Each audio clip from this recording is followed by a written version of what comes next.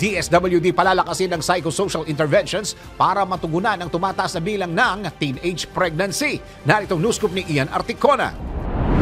Paigtingin pa ng Department of Social Welfare and Development ang kanilang psychosocial interventions para sa mga teenage mother at kanilang pamilya. Ito ay bilang bahagi ng programang Protect Teen na layong matugunan ang tumataas na bilang ng adolescent pregnancies sa bansa. Sa datos ng Commission on Population and Development, umabot sa mahigit 142,000 na adolescent mothers ang nanganak sa Pilipinas noong 2023. Sa nasabing bilang, mahigit 3,000 ang nanganak ng nasa edad 15 taong gulang pababa, mas mataas kumpara sa mahigit 2,000 noong 2019.